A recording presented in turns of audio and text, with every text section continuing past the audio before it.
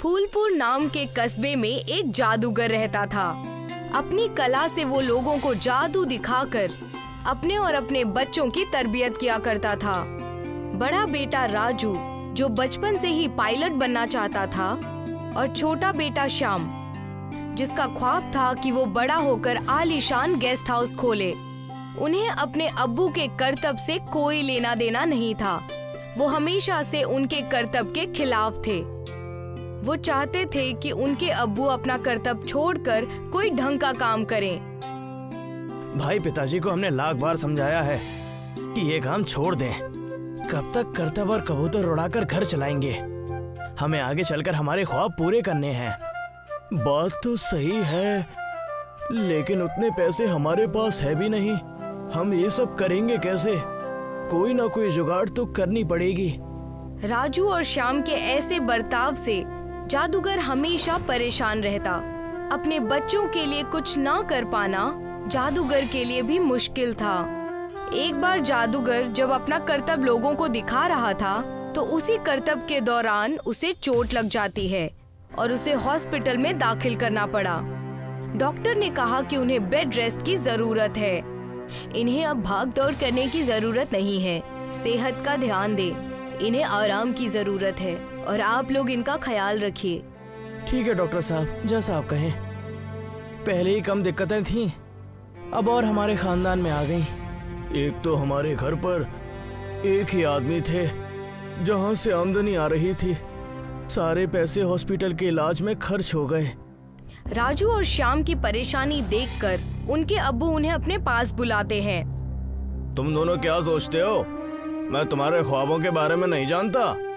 मुझे पहले से ही पता है तुम्हें गेस्ट हाउस खोलना है और तुम्हें पायलट बनना है।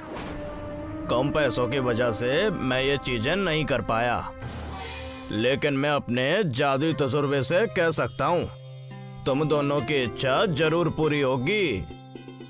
आप हमारी फिक्र ना करें, आप अपना ख्याल रखें।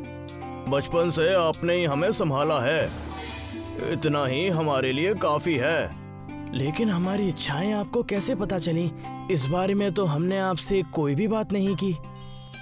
ओह, तो तुम्हारा अब्बू ही ना। वक्त आने पर तुम्हारे ख्वाब जरूर पूरे होंगे।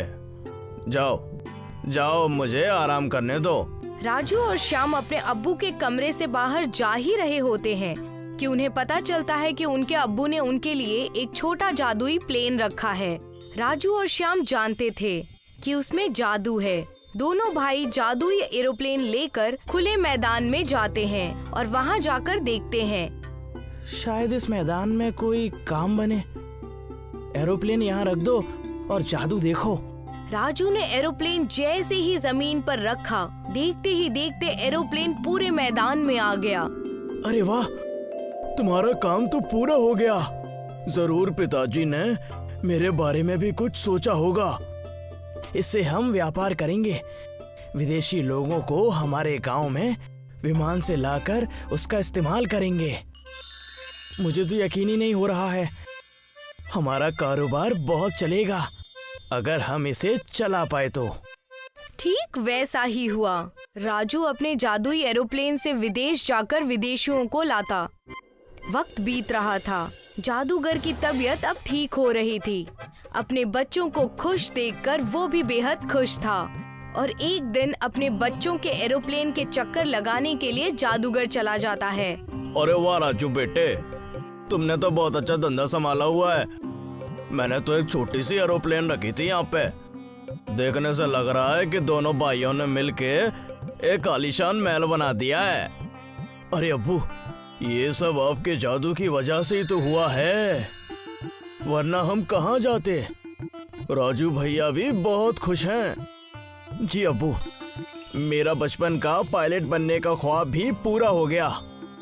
मैं पढ़ तो नहीं सका, लेकिन आपके जादू की वजह से मैंने हर चीज हासिल कर ली है। राजू का एरोप्लेन से बेहद अच्छा कारोबार होने लगा था और शाम राजू के एरोप्लेन से विदेशियों का स्वागत करता था और उन्हें कस्बे घुमाने का काम किया करता था। दोनों भाई अच्छा पैसा कमा रहे थे। विदेशी उनके काम से खुश होकर उन्हें ज्यादा पैसे दे दिया करते थे। सुनो, हम तुमसे कहना चाहता है कि एरोप्लेन में ही गेस्ट हाउस शुरू कर दो। इससे तुम्हारा ज्यादा मुनाफा होगा। मैं ऐसा ही करूँगा। मैं इस बारे में सबसे बात करता हूँ। Thank you. श्याम विदेशी की बात सुनकर अपने भाई और अपने अब्बू से कहता है, भाई और अब्बू, मुझे आपसे एक ज़रूरी बात करनी है। क्यों ना हम एरोप्लेन में ही गेस्ट हाउस चालू कर दें। इससे हम लोगों को अपने गांव में ही नहीं बल्कि कई सारे गांव में भी घुमाएंगे। सही कहा, लोग घूम भी लिया करेंगे और वहीं आराम भी कर लिया करेंगे। तुम दोनों की बातें मुझे बेहद अच्छी लग रही हैं। बस एक शर्त है, इसमें तुम्हारा साथ मैं भी दूंगा। सब बेहद खुश हो जाते हैं और एरोप्लेन में गेस्ट हाउस बनाने की तैयारी करते हैं। एरोप्लेन बाहर से मामूली था, लेकिन अंदर जाते ही ऐसा लगता था मानो आलीशान महल हो। लोग एरोप्लेन गेस्ट हाउस में खूब मजे से सवारी करने लगे।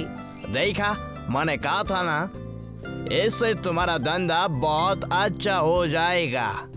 शुक्रिया। मुझे नहीं लगा था कि मेरा गेस्ट हाउस खोलने का ख्वाब कभी पूरा हो पाएगा। इसलिए हमने तय किया है। क्या? मुझे भी बताओ। हमारे खानदान ने तय किया है कि आने वाले पूरे 1 साल तक तुम्हें हम फ्री में घुमाएंगे और अपने एरोप्लेन गेस्ट हाउस में फ्री में रहने देंगे। और इसी तरह राजू और श्याम का एरोप्लेन गेस्ट हाउस दुनिया भर में मशहूर हो गया। लोग बहुत दूर दूर से उनके पास आते और उसका आनंद लेते, और वो विदेशी आदमी भी उनके रंग में रंग गया था।